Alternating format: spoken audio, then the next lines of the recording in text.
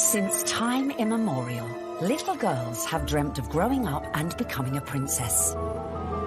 But one girl who actually grew up to be one was Meghan Markle, when on May the 19th, 2018, Hollywood met royalty to give us the wedding of the century. The most glamorous we'd ever seen, watched by over 60 million people across the globe. The wedding was phenomenal.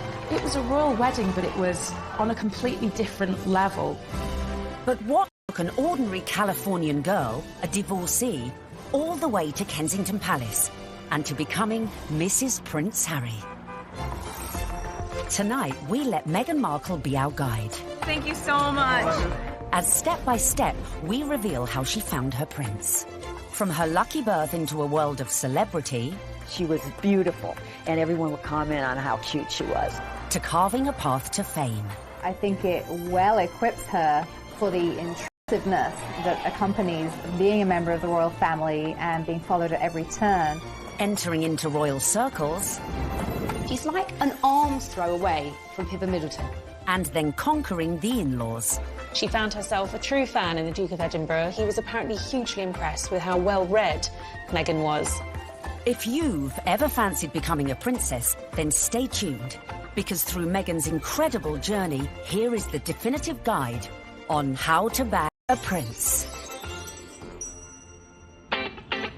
In her dating years, Meghan was said to be an avid reader of 90s book, The Rules, a self-help dating guide read by millions worldwide. But the rules ain't got nothing on the Meghan Markle handbook, beginning, of course, with step 1, be born into showbiz. To bag your Prince Charming, it always helps to start off in life with celebrity connections. And with Mum Doria and Dad Tom working in the entertainment industry, Meghan was all set. Meghan has a true showbiz upbringing. Her parents actually met on the set of General Hospital. Her dad was working on the lighting, her mom was temping there. It was the late 70s when my parents met. My dad was a lighting director for a soap opera, and my mom was a temp at the studio. I like to think he was drawn to her sweet eyes and her afro, plus their shared love of antiques. Whatever it was, they married and had me. They moved into a house in the Valley in LA, to a neighborhood that was leafy and affordable. Nice, huh? You like the extra details? Unsurprisingly, young Meghan soon caught the acting bug and would often visit her dad on the set of long-running TV sitcom Married with Children. Set occasionally, she would have met famous actors and actresses probably from a young age, and understood that they were just people, and understood that there is a work that goes on behind the camera, because that's what her dad did. So she would have seen the reality of what it means to be famous from a very early age. Married with Children was, at the time, considered so risque, it was even boycotted by some viewers. So I grew up on the set of Married with Children every day after school for 10 years. I was there. Wow. I know. It's a very perverse place for a little girl who went to Catholic school, no less, to grow up. There were a lot of times my dad would say, Meg, why don't you go and help with the craft services room over there? This is just a little off-color for your eyes. I wasn't allowed to watch it at home. I could watch the end credits, so I could give the screen a kiss when I saw my dad's name go by. I mean, they seemed very close as father-daughter, and I mean, she was a striking child. She was beautiful, and everyone would comment on how cute she was. But beyond that, and more important than that, was the fact she was just a very nice little girl and very respectful, and just really a sweet kid to be around.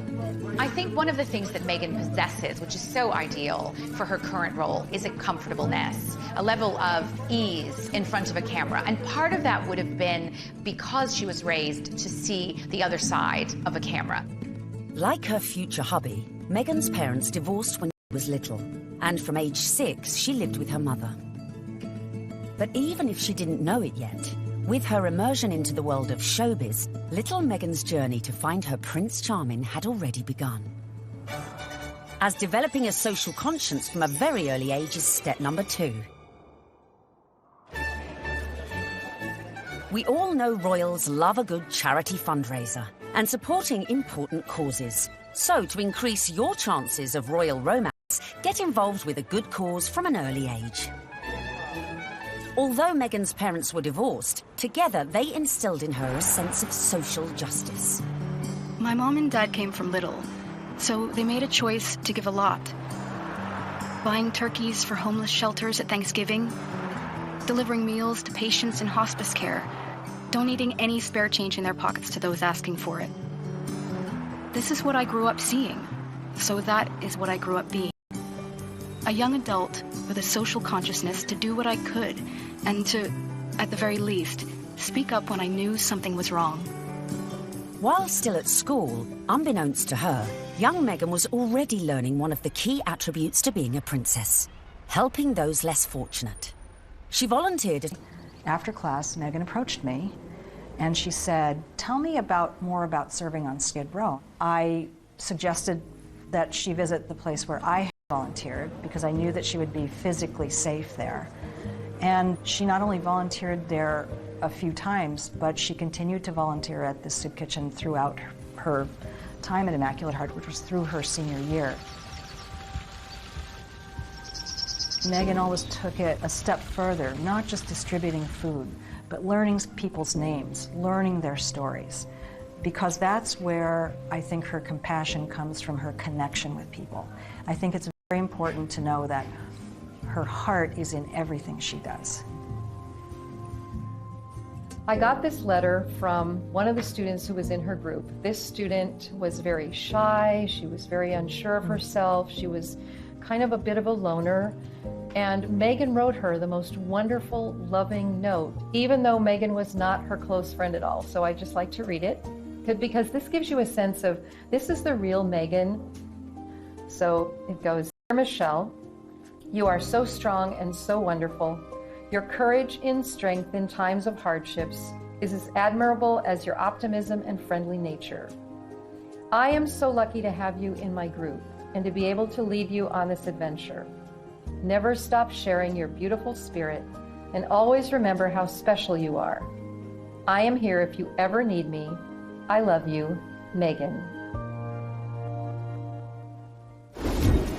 Meghan was already starting to make changes, but coming up, we see how her voice reached all the way to the White House. It just wasn't right, and something needed to be done. And then, in our step-by-step guide to bagging a prince, we reveal how getting to Hollywood... Any actress in America needs a huge breakthrough, and Suits was that show. ...helped prepare her for her future role. I think it well equips her for the intrusiveness that accompanies being a member of the royal family.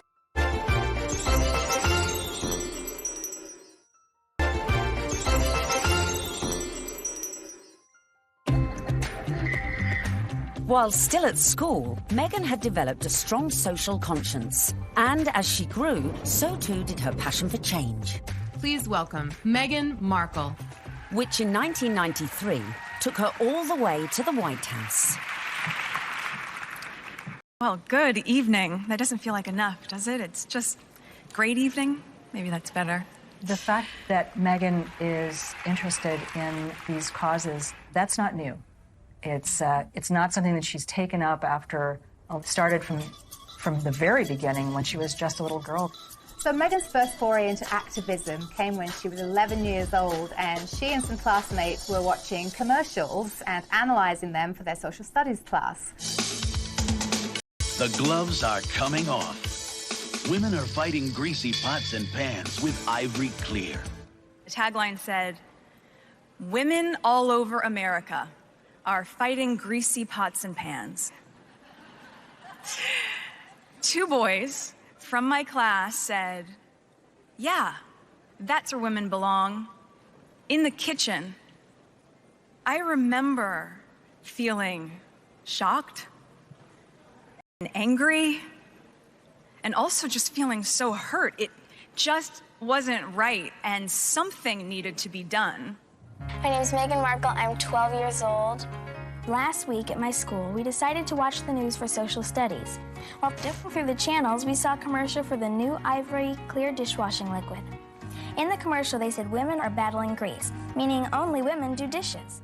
This infuriated Meghan, and she went home, talked to her dad about it. Dad encouraged her to write letters to various people. Meghan wrote to Procter & Gamble, the company who made the advert, to then First Lady Hillary Clinton, and to children's current affairs show Nick News, who sent a reporter to interview her. I don't think it's right for kids to grow up thinking these things, that just mom does everything.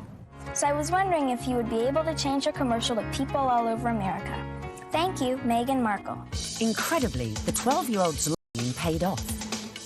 And it was roughly a month later when the soap manufacturer, Procter & Gamble, changed the commercial. The gloves are coming off. People are fighting greasy pots and pans with ivory clear. She had a sense that she could affect change, even though she was just one small person. She had a voice. If you see something that you don't like or are offended by on television or any other place, write letters and send them to the right people, and you can really make a difference for not just yourself, but lots of other people.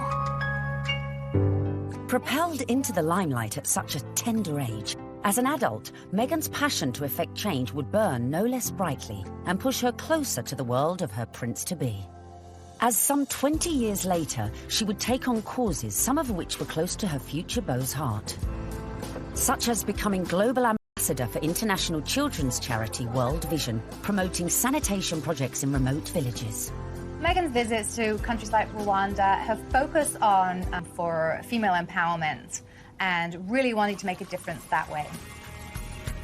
You'll feel really good at the end of the day knowing that you've been a part of that. I gotta get these kids home. I'm gonna go take a picture with them. We all know that charity is a huge, huge thing for Prince Harry. He's been working with various charities for years, and it's something that's really close to his heart because of how important it was to his late mother, Diana. If you wanted to impress him, doing a lot of charity work would probably go down very well. But being charitable alone might not be enough to bag a prince. So bring on step number 3. Of course, one possible way to bring yourself closer to royalty is to become a celeb. Easy, right? Meghan was a natural-born performer after all. Long before I taught Meghan, I saw her in the school plays. And she was one of those girls, when she was on stage, you were drawn to watch her because she just had this charisma and this charm, and she was really good. We have a musical and a play every year, and she was certainly one of the many shining lights that we have here at Immaculate Heart. After leaving high school, Meghan's dramatic flair led her to enroll at the prestigious Northwestern University, where she studied theatre and international relations. International relations and basically showbiz. It is a perfect combination for someone who's going to be in the royal family. There's a lot of showbiz involved in the royal family, and you know, no one talks about it, but it is like being an actress. You have to be so excited to meet people, some of whom may even say something that's a bit insensitive or rude, and you have to still make small talk and still smile all the time. Get your picture taken. Meghan's preparation really couldn't have been better for this role. Prior to attending university, she auditioned for roles in music videos for artists such as Shakira. After the aftermath of the audition. This is the aftermath of the audition, and it went pretty well. We just had to dance crazily, and so I did, and it was tiring. We just all danced like wild women, and I was shaking my hair around, and that's that. While at university, Meghan showed promise on stage, starring in a number of student movies. Back home in LA one Christmas, a friend introduced her to a manager who'd watched one of her films. He offered to find her work, in return for 10% of her earnings. But as she would soon discover, the path to success was not an easy one. A young actor, actress trying to break into the business, it is not easy. My parents have been so supportive, watching me audition, trying to make ends meet, taking all this at a restaurant, and all those things that actors do. There's so many people out here who want to get into the entertainment industry. It's difficult. I had a beat-up Ford Explorer Sport that rattled like a steamboat engine in the morning. It was burning out. I had started to give up. It was tired and running on empty, going from audition to audition, just as I was. I mean, you really have to be very self-promoting, and you have to be willing to, you know, knock on doors and be very motivated and have good self-esteem, because you could get eaten alive out here. But Meghan remained determined to make it in Hollywood, despite the challenges along the way. I would drive to auditions and park at the back of the parking lot, far from the eyes of anyone who could see me unlocking the trunk and crawling into my car through its only feasible entry point. I would play it off, obviously, as though I was looking for something, reaching so deep for something that my car almost sucked me in to get it. Much like my experience in Hollywood, to be honest. Struggling, climbing hurdles, searching for something that I couldn't even see, and just reaching for it. By now, in her mid-20s, all Meghan had to show for her efforts were bit parts in TV soap operas, dramas, and an occasional movie. Fame was a distant dream. In 2006, she landed a job as a suitcase girl on the US version of quiz show Deal or No Deal, filming up to 7 shows a day. Meghan, open the case.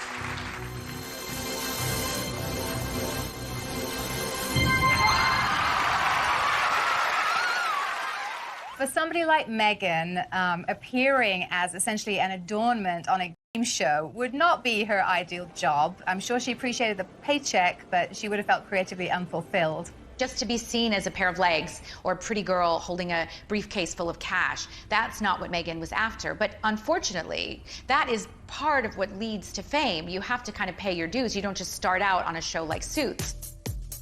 I would put that in the category of things I was doing while I was auditioning to try to make ends meet.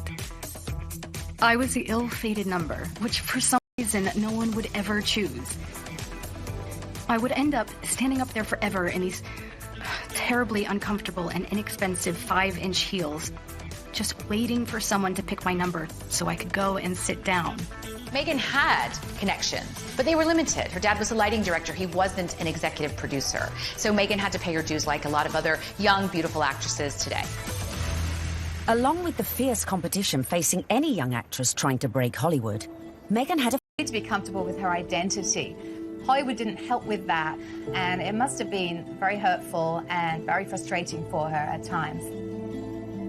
It's not easy making it in Hollywood if you're not blonde and typically, you know, the aesthetic look. And Meghan Markle was definitely struggling in her years trying to make it. I'm biracial. Most people can't tell what I'm mixed with, and so much of my life has felt like being a fly on the wall. And so some of the slurs that I've heard, or the really offensive jokes, or the names, it's just hit me in a really strong way. Being ethnically ambiguous, as I was pegged in the industry, meant I could audition for virtually any role.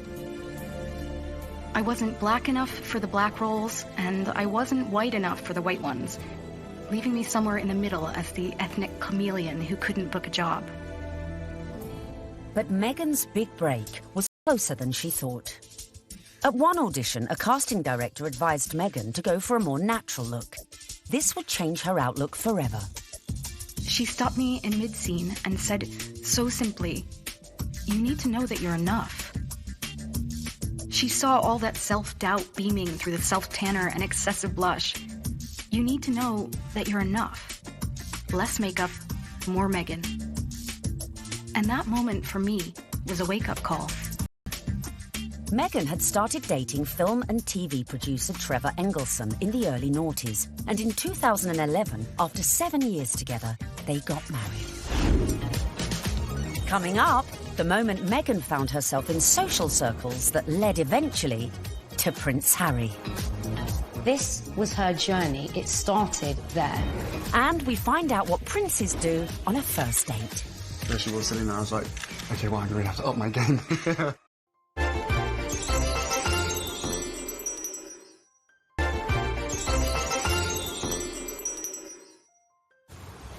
Bagging a major TV role isn't easy, but luckily for Meghan, her breakthrough was just around the corner.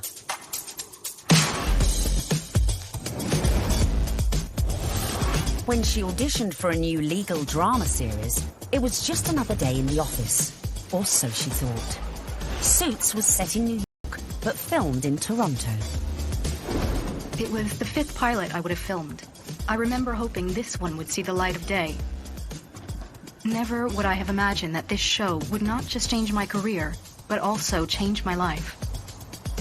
Any actress in America needs a huge breakthrough, and what they want is to be on a massive show, and Suits was that show for Meghan Markle.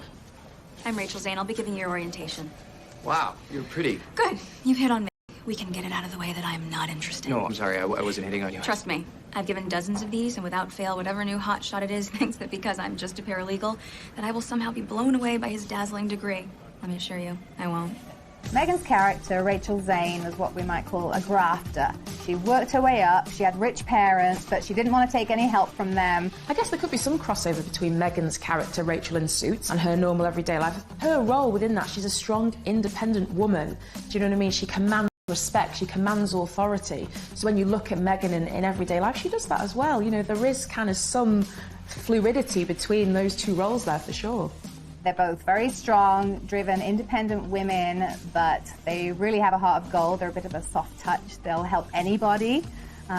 We know this of Meghan, and I think as the show went along, Meghan was able to incorporate more of herself into the character.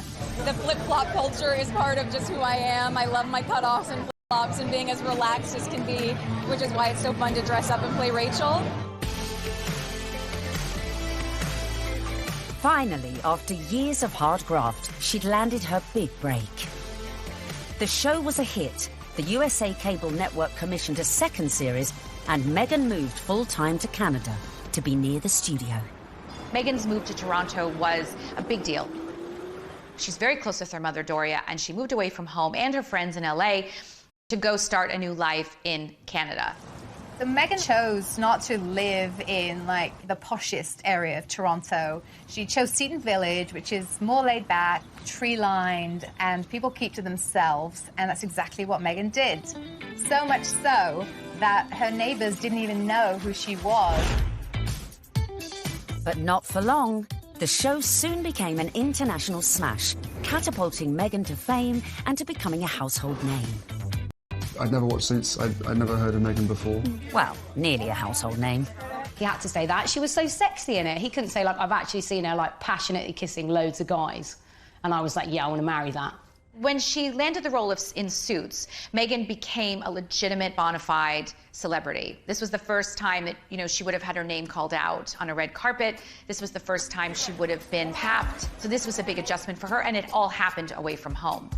But being away from home wasn't without problems in her personal life, with husband Trevor.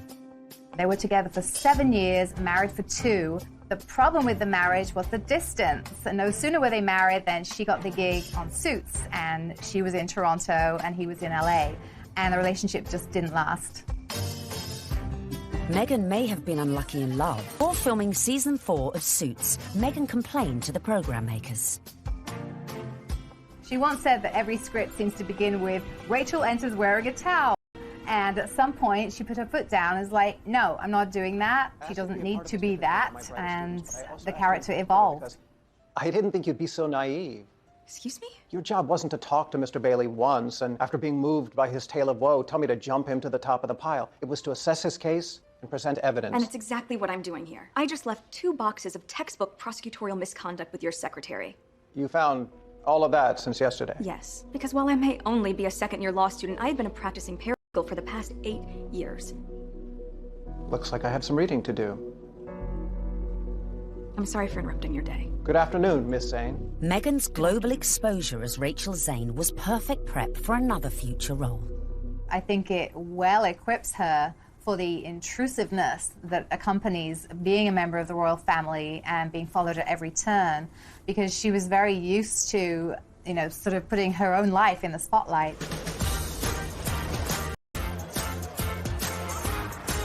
So, having been working hard on Suits and needing a well-earned break, Meghan decided to have a summer holiday in London.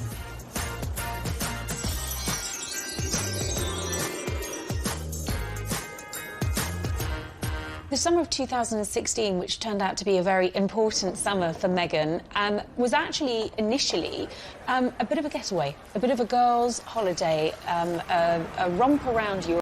a celebration of the fact that she was newly single, and she decided that she'd come on a road trip.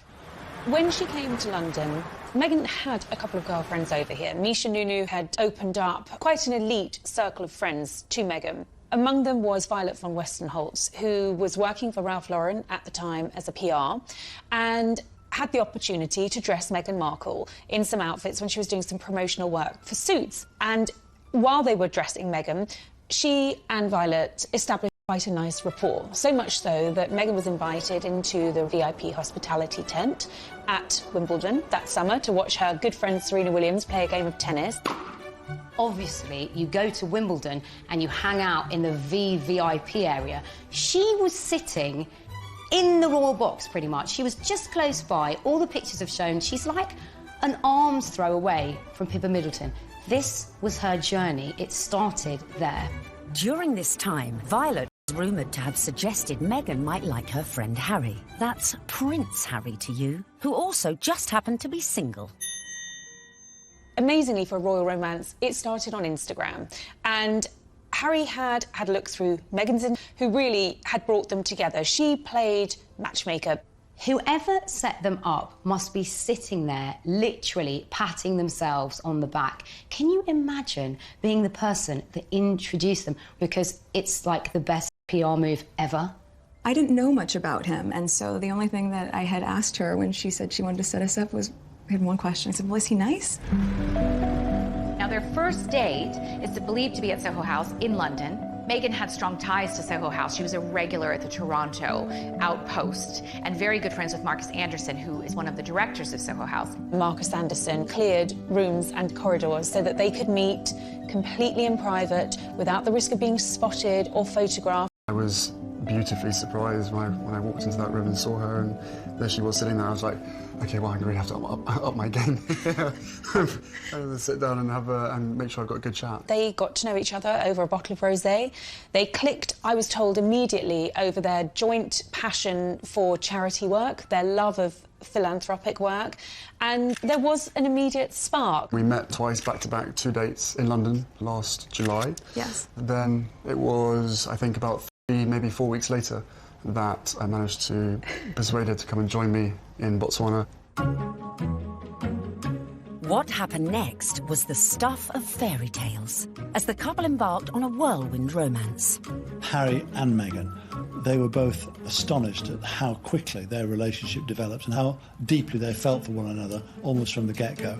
I think perhaps a sign that things had gotten off to a good start and were actually really accelerating rather quickly in terms of a royal romance was when Meghan started referring to Harry as Has to her friends, and he was affectionately calling her Meg to his.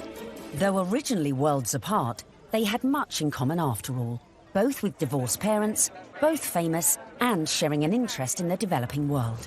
It was one of the first things we started talking about when we met, was just the different things that we wanted to do in the world and how passionate we were about seeing change. I think that's what got date 2 in the books, probably. Plenty to talk about. And date 2 quickly led to their first trip away together, a mere month later, on safari in Botswana, a country close to Harry's heart, after first visiting following his mother's death 19 years earlier.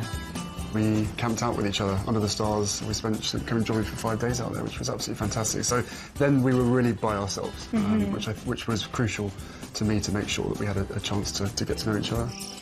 A secret long-distance relationship then ensued, with the occasional clue, such as the couple being separately pictured wearing matching blue bracelets, and the odd tantalising.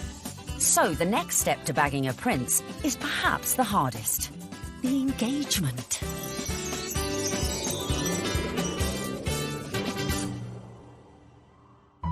So Has and Meg were love's young dream, but there was one little problem. Of course, they had the issue of living in separate countries. Harry based in London, living at Kensington Palace, and Meghan being in Toronto, where she was filming Suits. So from the early stages, they knew that this relationship, if it was going to take off, was going to have its challenges.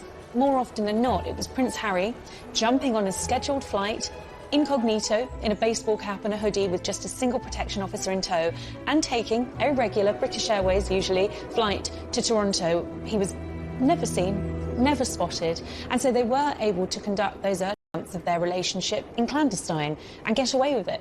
They did have this pact to see each other. That's why the long-distance relationship worked. And the other agreement they had was that they would tell as few people as possible. For Meghan, that pretty much stopped at her parents and 2 of her best friends. For Harry, he confided in his father, his brother, and 2 of his best friends. And by doing that, they really kept it in a very tight inner circle. Astonishingly, the couple managed to keep things on the down low for 3 months, until late October, when the cat, or should that be corgi, was out of the bag, after an anonymous source leaked the story to the press.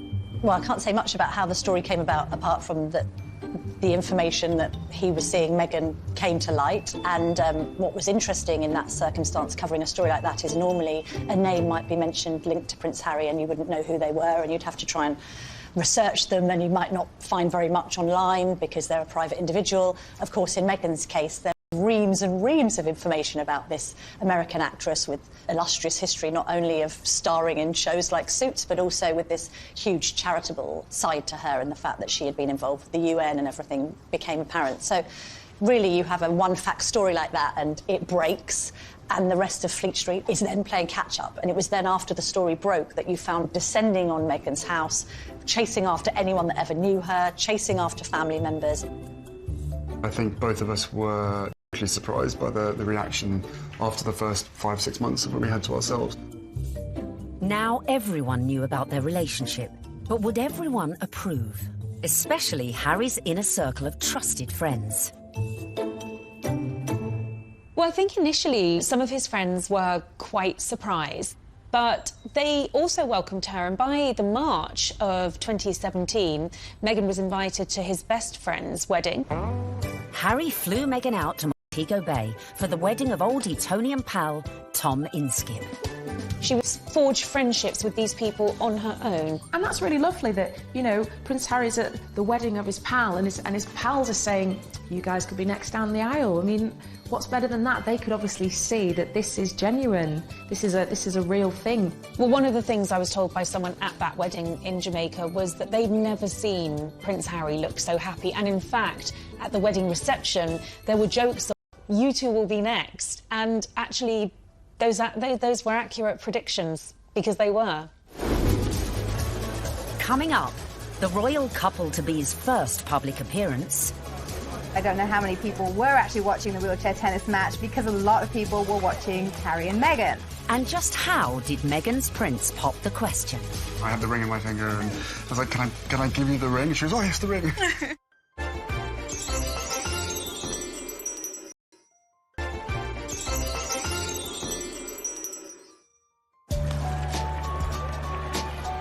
In September 2017, Meghan and Harry made their first public appearance together at the 3rd Invictus Games in Toronto. Haz and Meg's speculation was at fever pitch. It was the public outing that every dedicated royal watcher has been waiting for. Just 24 hours later, the couple abandoned any effort to keep their feelings for each other private. The setting for this first public date was extraordinary, with no attempts to hide away as they watched the wheelchair tennis at the Invictus Games. It was open to the public. Anybody could go and watch the wheelchair tennis match. Although it has to be said, I don't know how many people were actually watching the wheelchair tennis match, because a lot of people were watching Harry and Meghan. They were very touchy-feely, they were laughing together, staring into each other's eyes, whispering sweet nothings into each other's ears. It was everything that their adoring fans had wanted.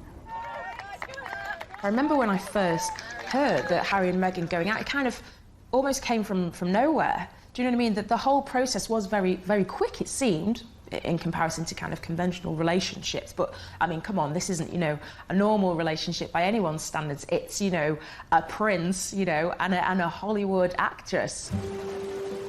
Harry and Meghan were now well and truly in the public spotlight. But after 16 months of dating, Meghan got her private moment. While staying with Harry at Nottingham Cottage, his 2-bedroomed home set within the Kensington Palace estate, Hazza popped the question, and Meghan said yes. This afternoon, Prince Harry and Meghan Markle stepped hand in hand into the sunken garden at Kensington Palace. Step number 5 was done. The ring was on it. The fooled by a picture-perfect photo call on the 27th of November 2017. Harry, when did you know she was the one? The very first time we met. What struck me most on the engagement day was how calm, considered, sophisticated Meghan was. I'm so happy. Unlike other royal fiancés before her, Meghan had her Hollywood training to give her all the poise she needed and was quite at home in front of the cameras. You guys, thank you so much. I was reminded of the days when Prince Charles and Princess Diana came out on their engagement day and how awkward and inarticulate it all was. And I suppose in love. Of course. Whatever in love means. It didn't have the right feel to it. And even when Catherine and William became engaged, Catherine seemed very, very nervous. No, it's very important to me, and, I hope, be able to have a happy family ourselves. Straight here, please. Not so Meghan. She was the one who seemed the least nervous of the lot. I think it's absolutely clear from their closeness, from their body chemistry, from the energy between them, that these two knew absolutely what it meant to be in love, and they were truly, madly, deeply in love. This engagement had the world's press queuing up to get the perfect front-page shot of their real-life American princess. And it came right at the end. The real picture is the one where they think they're out of view and they put their arms round each other's waist. Very unroyal and very lovely. And it would seem the look Meg chose for this all-important announcement came from one of our very own royal watchers. There's a really funny story about me wearing a particular coat, a particular pair of shoes and a dress and visiting Buckingham Palace, where I met Prince Harry and Prince William. About 3 weeks later, the biggest story of the year, Prince Harry announces that he's marrying Meghan Markle, and she happens to be wearing exactly the same outfit as me. So, one of two things happened. Either Prince Harry saw what I was wearing and thought, I definitely want my bride-to-be to look just as good as this girl, as if. Or Meghan Markle was somewhere on the grounds and really rated my outfit. Then came the pitch-perfect press call, where an uber-relaxed Meghan discussed the couple's courtship. The one thing that fascinates me about this is the fact that she is a product of Hollywood, product of television, product of entertainment, and therefore there's a sort of ease in communication, and there is an inbuilt knowledge of what the media are trying to get at. It was definitely a setup. It was a blind date. It's there for all to see. Because I'm from the States, you don't grow up with the same understanding of the royal family, and so while I now understand very clearly, there's a global interest there. She's different because she represents the global world we're in, the fascination we have in America, the fascination we have in celebrity, diversity, and she's a very strong woman. Just an amazing surprise. It was so sweet and natural and very romantic. I had actually been told by one of his friends that he had planned to pop the question in Botswana. For whatever reason, he didn't. It happened weeks later, while they were at home at Nottingham Cottage, roasting a chicken. Utter domestic simplicity and bliss, and incredibly romantic. He got on one knee. As a matter of fact, I could barely let you finish proposing. I said, can I say yes now? She didn't even let me finish. She said, can I say yes, can I say yes? And then there was hugs, and I had the ring in my finger, and I was like, can I give you the ring? She goes, oh, yes, the ring.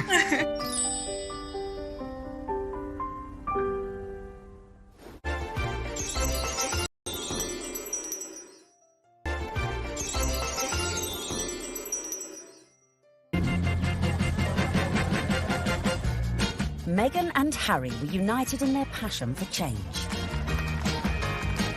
And in the months following their engagement, Meghan had thrown herself into charity, winning the hearts of the British public.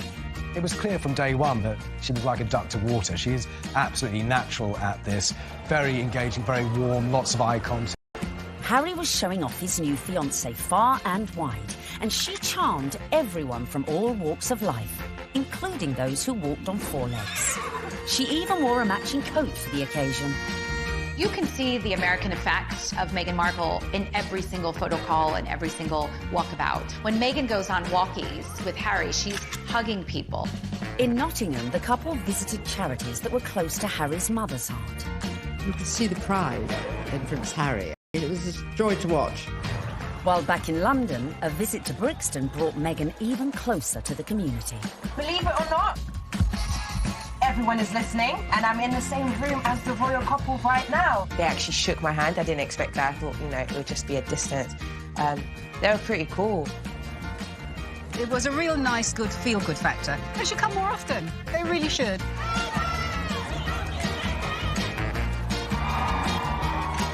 Slowly but surely, the British public was falling in love with our Meg. But would this be the case with the in-laws? The next step in Meghan's journey would be getting to know the firm. And the hotly debated topic of her background was never far from the fore. You be Harry, and I'm gonna be the, Queen Elizabeth, since I got this on, right? Grandmother, I met this beautiful woman, and she just happens to be mixed race. Step 6 in our guide to bagging a prince is charming the in-laws.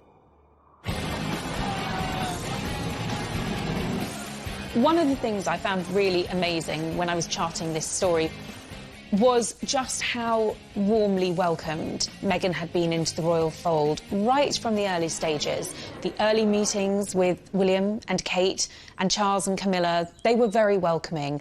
And actually the speed at which Meghan was introduced to the Queen was very surprising. When I looked back at Harry's relationship with Chelsea, it was several years before Chelsea was introduced to the Queen. Cressida, who dated Harry for 2 years, was never introduced to the Queen, but within a matter of mere months of dating her, Harry had Meghan meet the Queen. She's an incredible woman. And the corgis took to you straight away. That's true.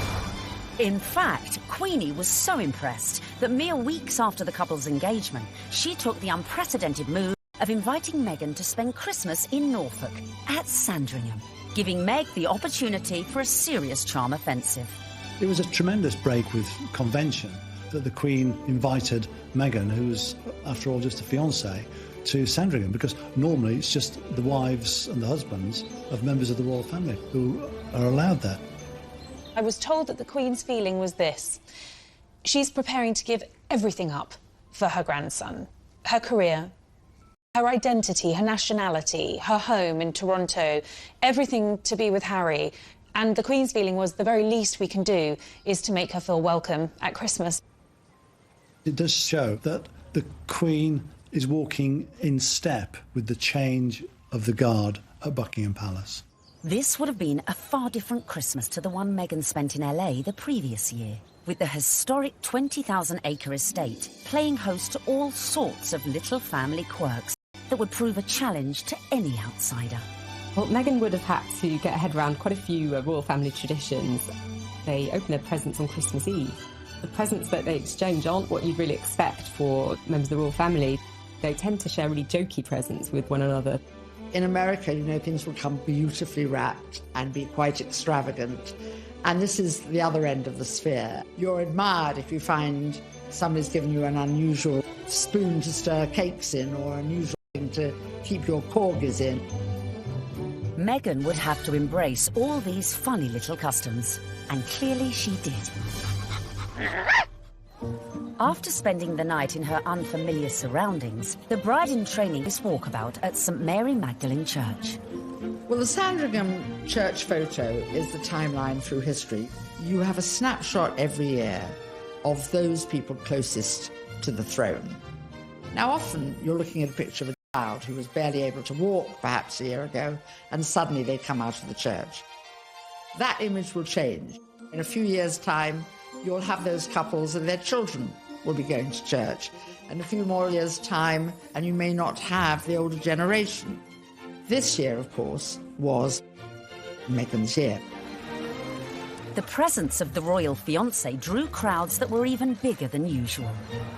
The world's media was also out in force, but a member of the public who would snap the photo that cemented just how much Meghan was in with the younger royal crowd. Unfortunately for all the photographers on the ground, they just didn't quite seem to get a clear shot, and in the end it came down to a member of the public, a lady called Karen Anvil. It was like a Mexican wave of cheers, so you knew they were coming. The photographers at the other end, and they just happened to look over, and I took one photo, that's the thing. I took one photo and it was, yeah, the right one. When we saw that shot, it was an absolute no-brainer that it was going to be our cover shot because it was the only one that had captured that moment, the four of them together. And, you know, it symbolised quite a lot in terms of the royal family and where they're going in future. So, yeah, I mean, we were delighted to use it on the cover. And just like that, the Fab Four were born. Clearly, Meghan was well and truly fitting into the royal club. Just like the Queen, it seems the rest of the family were equally charmed by Harry's beau from across the pond. Another tick for Meghan. William was longing to meet her, and so was Catherine. And Catherine's been absolutely wonderful, amazing, as is William as well. Fantastic support. And then my father as well. We had a handful of teas and meetings, and my grandparents as well have been wonderful throughout this whole process. She found herself a true fan in the Duke of Edinburgh, and he was apparently hugely impressed with how well-read Meghan was. Meghan was now in with the in-laws. But coming up, events were to turn increasingly tricky. Dealing with critics from near... I think she's trouble. Because of her background, I thought that she could, not would, but that she could be trouble. And far. I think the very fact that Samantha wanted to do a book called The Diary of Princess Pushy's Sister implies that maybe she was not over fond of her younger half-sister.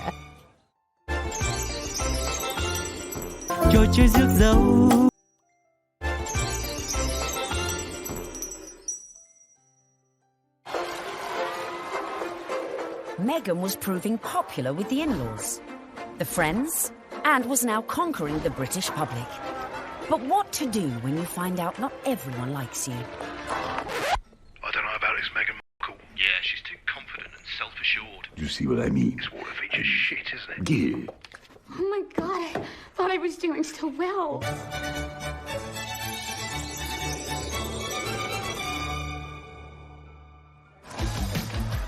When the news that Prince Harry was dating an American actress first came out, I think that the reaction amongst the British public especially was equal parts excited and disapproving, because she's not British. From the very moment Harry and Meghan's relationship had broken in 2016, much of the press inevitably had gone raking through Meghan's past. They made it sound as though she had grown up in, the slums of LA, riddled with, gangsters and drugs.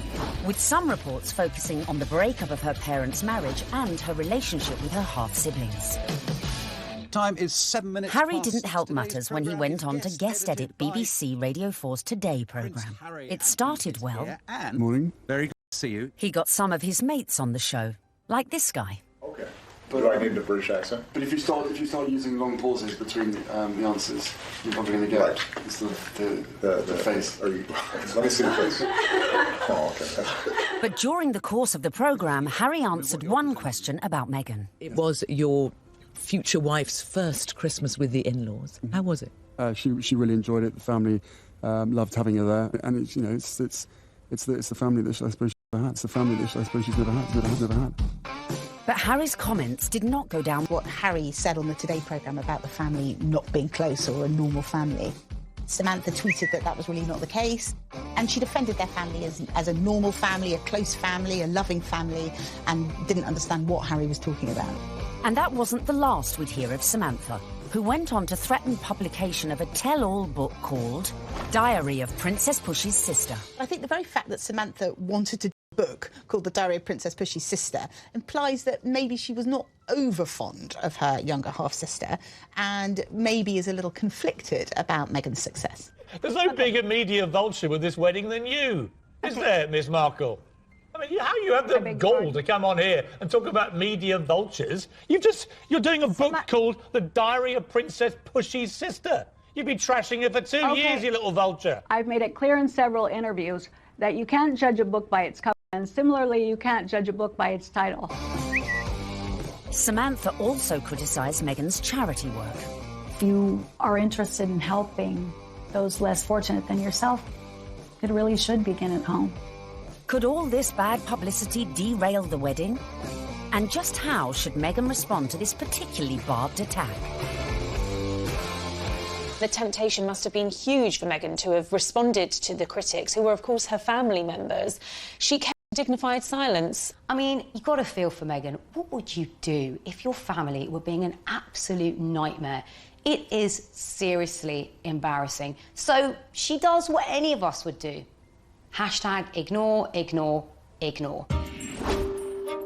But would Meghan be able to keep her composure in the face of her next critic? A certain ex-Tory MP, a die-hard royalist, who voiced her doubts about Meghan, not in private, but in the most public setting possible, the celebrity Big Brother house. OK, let's take a vote. I think she's trouble. How long do you think she's going to be? 5 years, 10 years, 20 years? Why do you think she's trouble, Anne? Background, attitude, I worry. She's older than him. She's been married before. Yes. I add it all up and I'm uneasy. But there we go. Quite frankly, I was shocked when Anne Widdecombe said that what she said. I mean, I've always thought that she was a sensible woman. She seems to be jumping to conclusions without looking at any evidence. The ex-minister's comments sent the Twitter sphere into meltdown. When I was on Big Brother, I was called every ick and every ist going. I was homophobic, xenophobic, racist, sexist, misogynist. Nothing I said could have been remotely construed as racist by any sensible observer. You know, former marriage, all the rest of it, that because of her background, I thought that she could, not would, but that she could be trouble. She had, I think, the older generation's view of this is an outsider, a foreigner coming into a very British organisation, almost, you could say. How is that going to work? The thing that all of us have to do is adapt. We're in the here and now. Embrace. But one woman who was not prepared to embrace was Jo Marnie, girlfriend of then UKIP leader Henry Bolton, who sent a series of racist texts. Even then, Meghan kept quiet. The royals' mantra is often put up, shut up. You can't be seen to always answer back. You do have to put up at points. So actually her approach, maintaining that dignified silence, not justifying or even giving any credence to these claims, some of which were really quite unpleasant, well, it was a very royal approach to things. Look, Meghan is showing the makings of a true princess.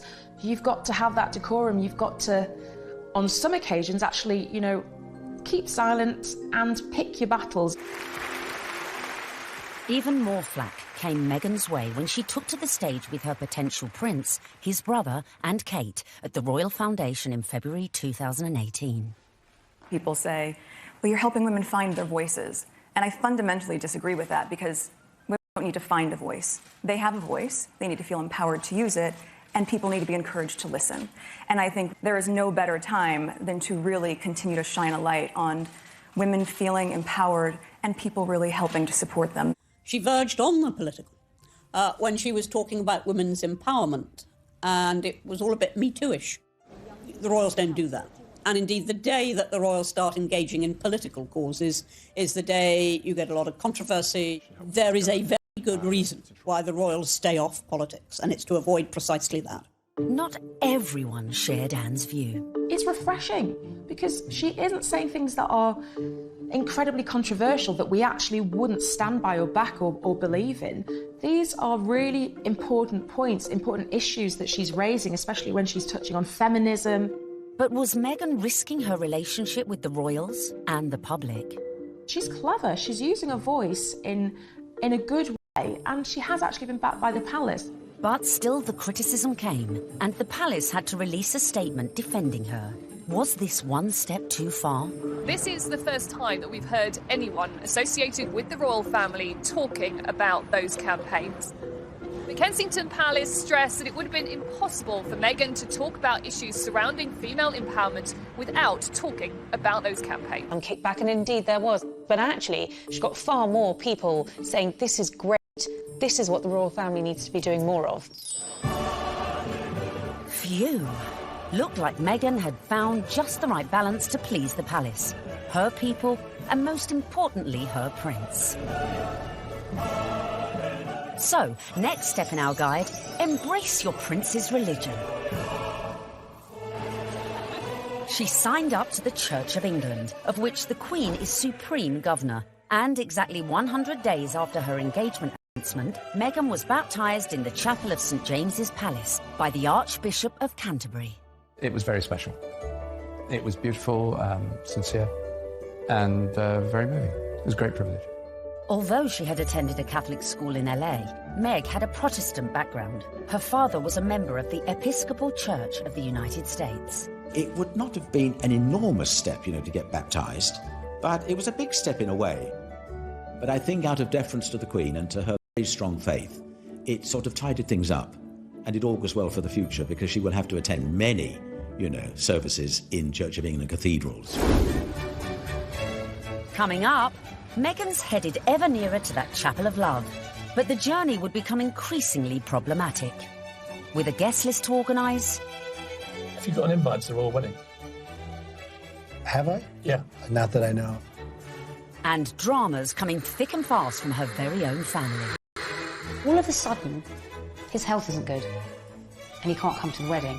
Dun, dun, dun!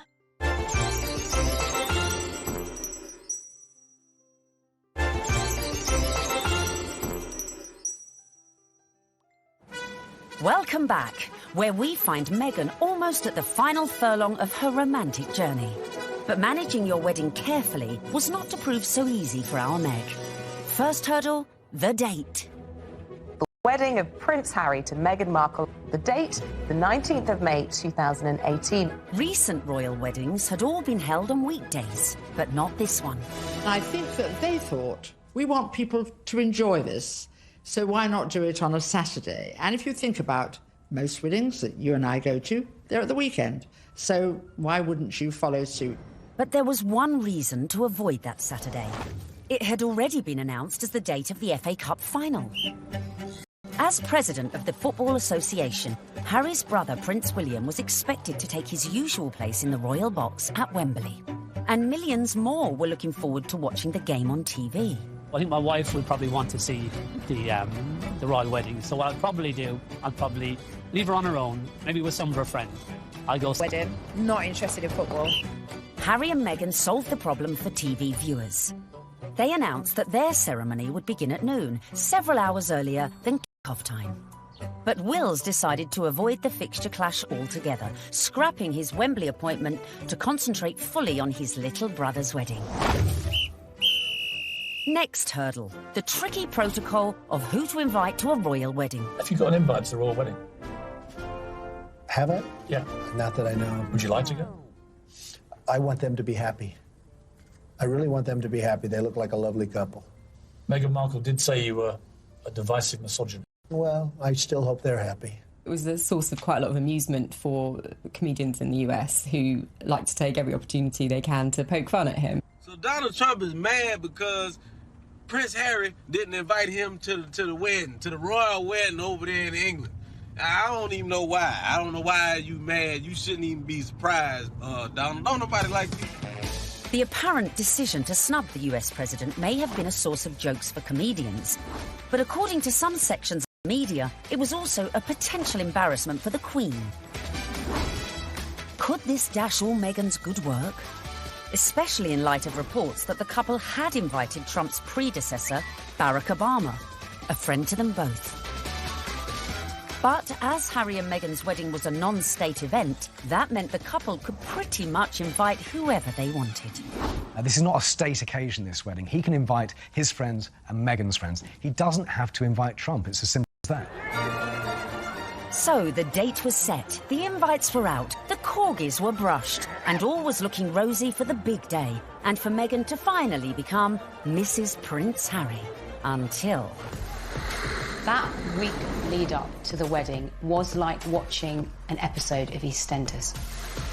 It was an extraordinary week, completely overshadowed by the debacle over Mr. Markle. We were told that Thomas Markle would be walking his daughter down the aisle. In fact, a story that broke the weekend before in the Mail on Sunday undid all of that.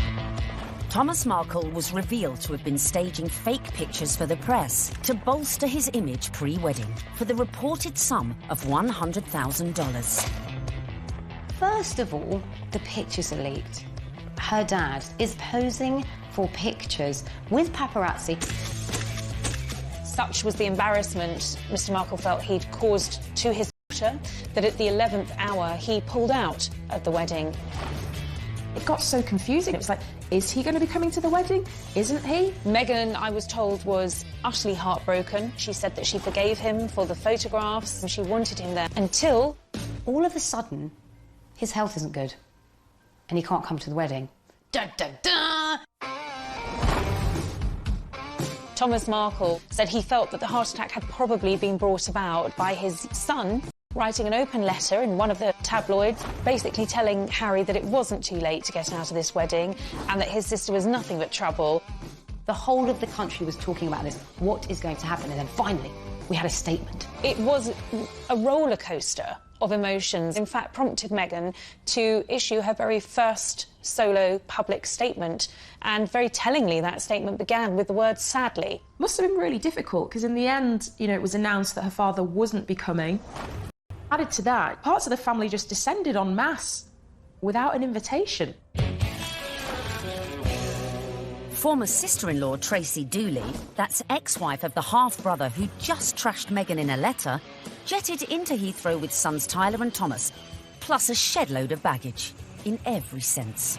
There's more likelihood that I would have got an invite. They turn up, got all the suitcases, you see them having their pictures taken in the airport, you're thinking, what is going on here? Because apparently they either think they're going to get a last-minute, you know, somebody cancelled, you can come to the wedding now, or they're just going to make money off the British media and do loads of interviews. It's all about the...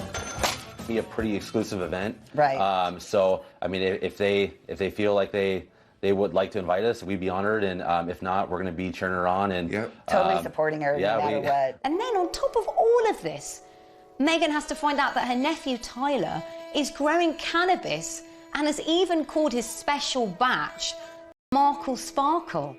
I mean, it was just disastrous from start to finish, and I think actually everyone, not just Meghan, was pleased when they packed their bags and went right back to where they came from. Cue an epic sigh of relief at the palace. Despite all these problems, the wedding stayed on track, which brings us nicely to step 11.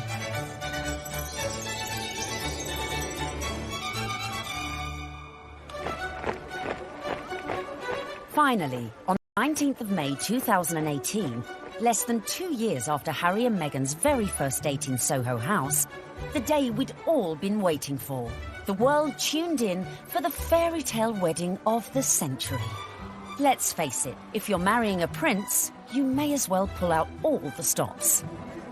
Meghan and Harry really did have the ultimate fairy tale wedding. You know, they didn't choose St. Paul's Cathedral, where, of course, we saw Charles and Diana wed. They didn't choose Westminster Abbey, like William and Kate. They chose Windsor, which is a lot smaller and feels a lot more private. I was there at the wedding on the day, and Windsor felt like literally a fairy tale. 600 guests drifted in. It was a veritable who's who of the world's A-listers, from music, film, and sport. I think this was the very first really modern royal wedding that we've ever seen, and it was a true marriage of Hollywood royalty with British royalty. Oprah Winfrey, Idris Elba, George Clooney and Amal, and the cast of Suits. You had Hollywood stars mingling with British aristocracy. It was extraordinary to see. By the time HRH arrived, the atmosphere at Windsor was electric, with 200 representatives from the Prince's charities among the 2,640 cheering onlookers. Meghan's bridesmaids and page boys included Princess Charlotte and Prince George, plus the children of some of her closest friends. Sporting the uniform of the Blues and Royals, the regiment Harry served in the army, the groom arrived with a familiar-looking best man.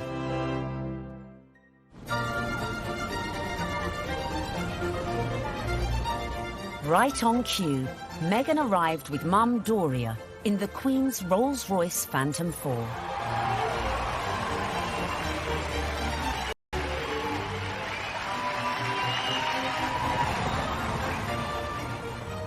The wedding was phenomenal. The wedding was amazing. I mean, we all wanted to see what she was wearing. And we weren't disappointed when Meghan stepped out in a Givenchy dress with a veil featuring flora and fauna from 53 Commonwealth countries.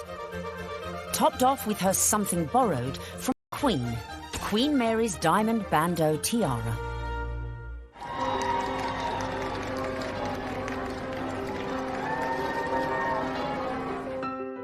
But with an absent father, who would walk Meghan down the aisle?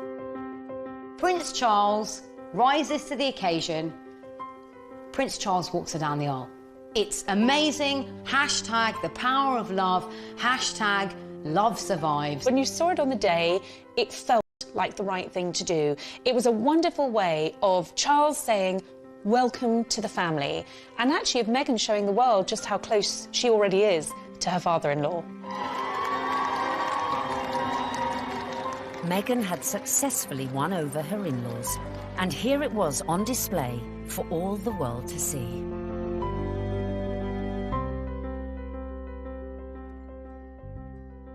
It was lovely. It was really lovely. It felt positive.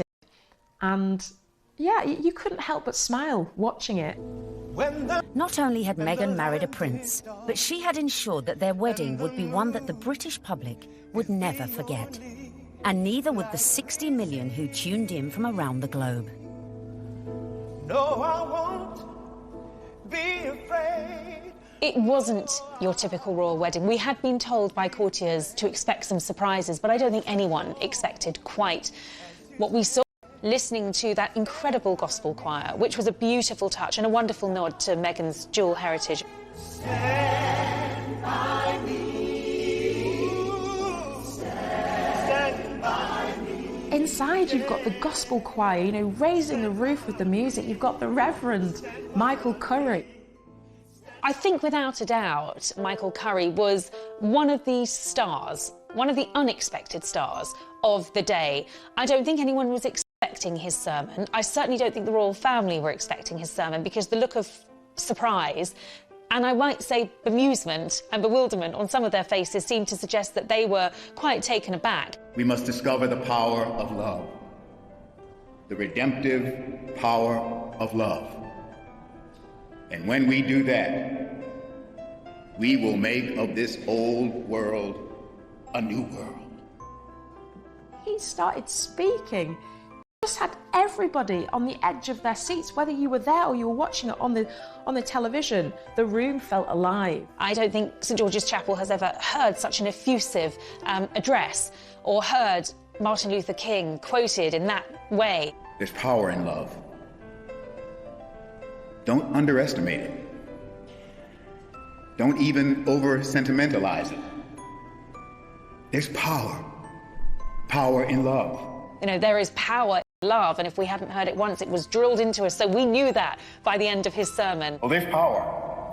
Power in love. Her family weren't there. It was just her mother. But her story, her African-American heritage, that was all beautifully reflected in the ceremony and in the day itself. All these things that are really very Meghan just made you realise how much more the world is coming together. It was poignant, powerful stuff. Meghan, I give you this ring. Meghan, I give you this ring. As a sign of our marriage. As a sign of our marriage. By the joining of hands, and by the giving and receiving of rings. I therefore proclaim that they are husband and wife. She'd done it! She got the ring and she'd married her prince. Watching that wedding, you know, even if you're not a royalist and you're not a romantic, you really couldn't help but be taken in on any level. Is just so nice to see.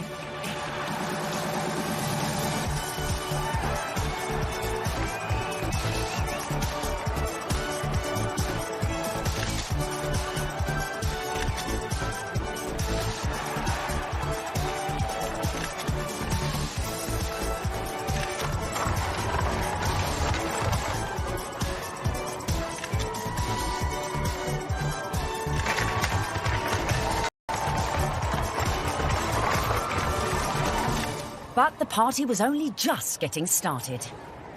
Serena Williams playing beer pong. I bet she aced it.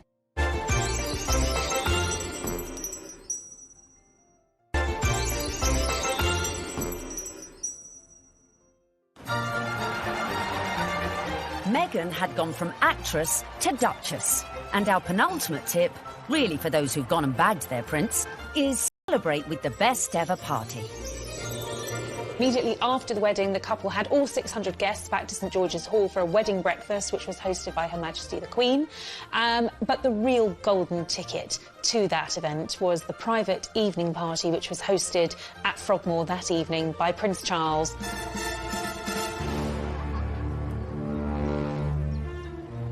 We saw, of course, Meghan's dress for the after party, which was by Stella McCartney. She looked glamorous. Harry looked like James Bond walking out of the palace to get into their vintage Jaguar. This was a very modern, sexy, gorgeous couple. We saw the couple speed away in that beautiful blue E-Type Jaguar. Meghan resplendent, it has to be said.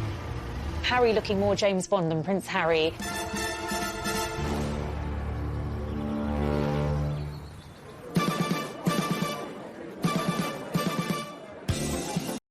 Anyone who was anyone was there, sipping on their When Harry Met Meghan ginger and rum cocktails. George and Amal, Serena Williams, James Corden and Idris Elba, who turned DJ for the night and span a few tunes. I was put forward to DJ. I really wanted to DJ. I would have done the best wedding set in the world. It must have been incredible. Everyone's probably a bit more relaxed, a bit more loose, getting on the cocktails, having a chill.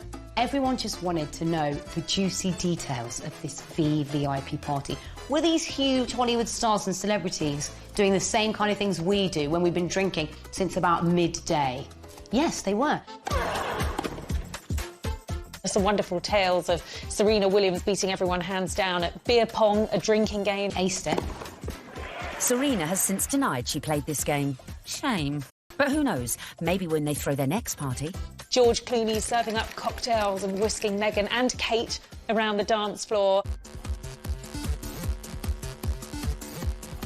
A dance-off instigated by James Corden between Princes William, Charles and Harry. Which we like to imagine looked like this. Come on, well, it's my reception. Good bust a few. Yeah, there you go. Yeah, there you go. okay. Yeah, come on. You like that, brother? Yeah, twerk it, Wheels. Come on. Twerk it, Wheels. There you go. No, yeah. Oh, no, Grandmom just saw that. Bollocks. All right. Having an absolute laugh. I mean, was the Queen there? What was she doing? Was she watching it? Was she getting involved? It just sounds like, the doors have been closed, the curtains have been closed, and it's like, right, let's go for it. Let's have a laugh. Let's enjoy this. I think it was just a fantastic night where the couple were able to really do things their way, from serving dirty burgers at midnight out of posh burger stalls in the grounds of Frogmore to handing out monogrammed slippers so that their guests in those 6-inch Louboutins or whatever they were wearing could actually rest their weary feet come the end of the night. And if you want to ensure you throw the best party ever, be like Meghan and make sure your guests leave their phones at the door so you can let your hair down without any sneaky snappers. You don't want a repeat of the dramas of a previous royal wedding.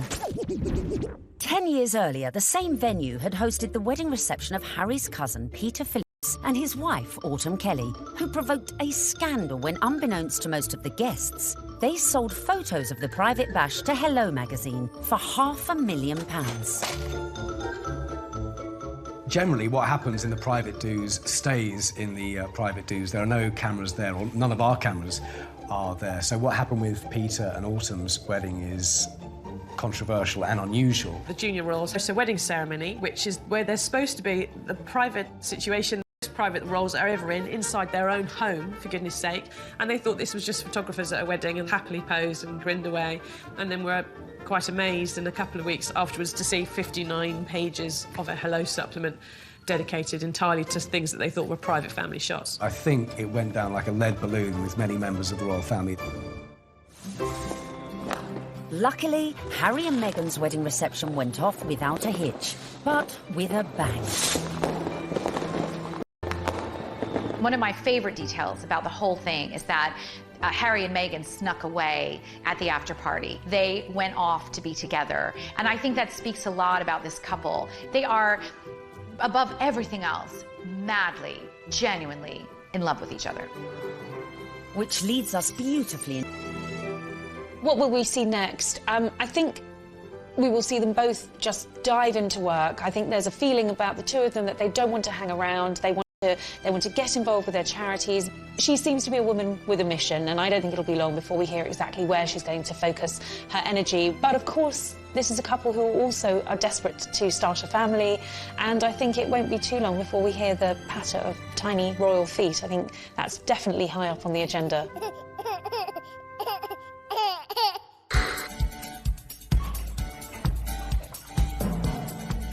So there you have it.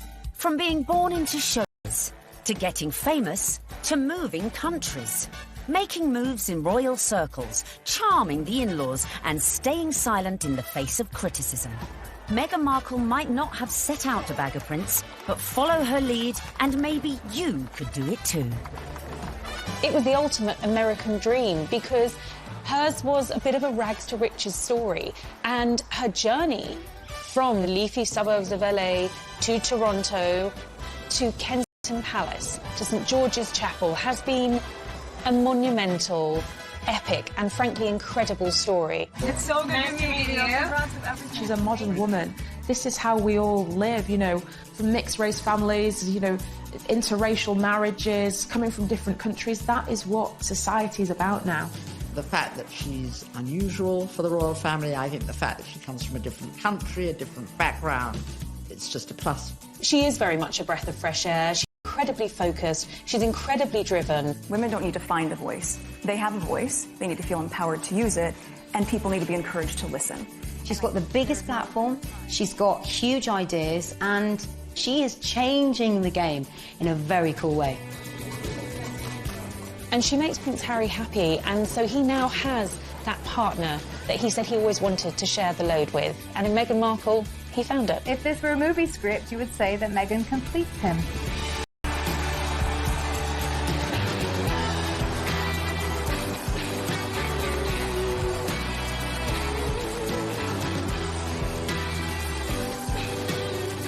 It's an incredible rags to riches story. It's amazing. I'm so jealous.